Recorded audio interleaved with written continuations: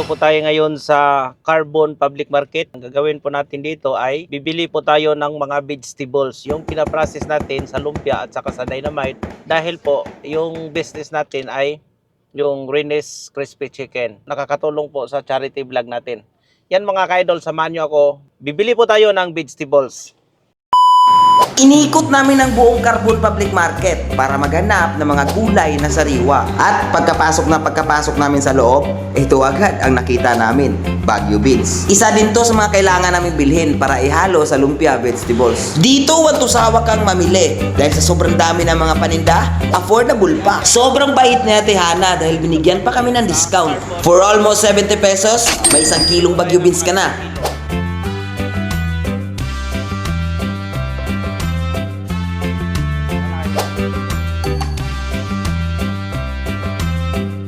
Kagaya ng mga sayoting ito, napaka-presko at napakamura. For almost 10 pesos each, may sayote ka na. Bili po tayo ng carrots, tag 90 pesos. Grabe, preskong-presko talaga. Kilo. Ha?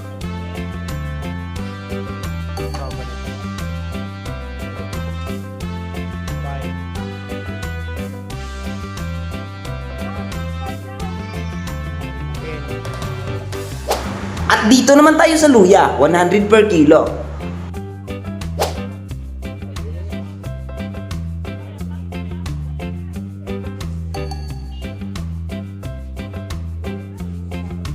Ito yung maliit na buongon.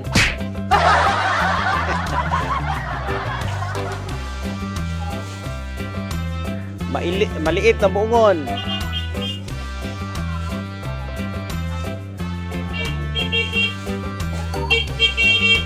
At this point, inikot pa talaga namin ang buong public market dahil parang may nakalimutan ata kami.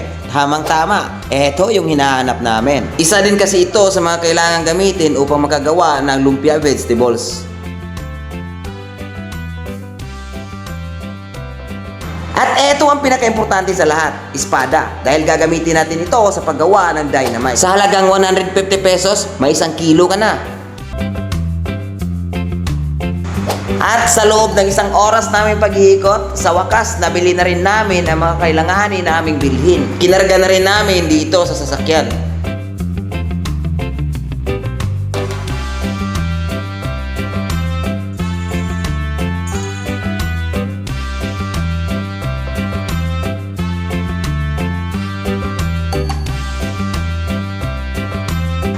Sobrang thankful po ako sa mga taong halubilo namin dito sa Carbon Public Market dahil napakabait na, magalang pa. At eto yung part na gusto ko.